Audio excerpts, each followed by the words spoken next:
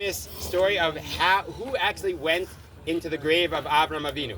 So in the 16th century, there was a sultan, a pasha, who was like a very important person in Turkey, and he ruled over this area in Hebron.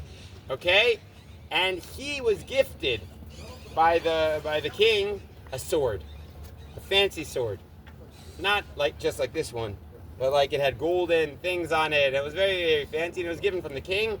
So you could understand that it was very chashiv. And one day, he's walking around with his sword, and he dropped it. And where did he drop it into? The cave. And it went doot, doot, doot, doot, doot, doot, and it went all the way down to where the tradition was, the mearah Machpelah. Now, for already hundreds of years, no one was getting close to the mearah, so he was a bit afraid of going down there. But at the same time, he really wanted his sword back. So what did he do? He took one of his servants and he said, "Hey, you go, come down. We tie a little rope on him, and go get my sword." So he's going on his way. Sorry to interrupt. You guys are so lucky that this guy is a guide. You guys are so lucky. Thank God. Sorry to interrupt the video. Great. He's a great storyteller, huh? Great storyteller. Everything I know from Rabbeinu Ariel. God bless, guys. Have a great trip. Good promo for the YouTube. Yeah. So the guy is going down, and do, and then he's done.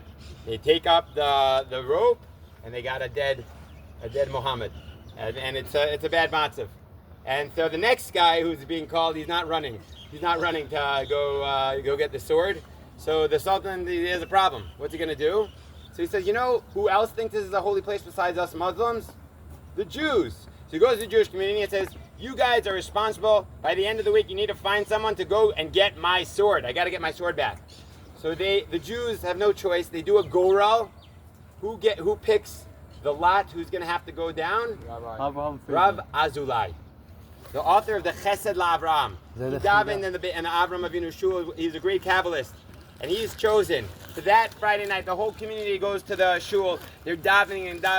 It's Chus of Avram that Rav Azulai should somehow survive.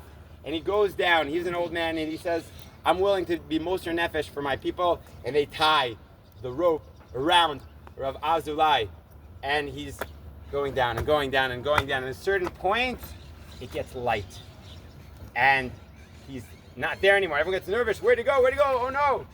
And then suddenly, a sword is thrown back. After about an hour where they were just waiting, the sword is thrown. Everyone celebrates. Everyone dances, and the rabbi is pulled back. And his face is glowing. And later, he calls the community together, and he tells them the story that when he went down there, who did he first see? Eliezer. He saw Eliezer, the servant of Avraham Avinu, and he eventually is able to meet the Avos, and he's just so blown away by them that he begs them, "I want to stay with you. I don't want to go back. I want to learn the secrets of the Torah.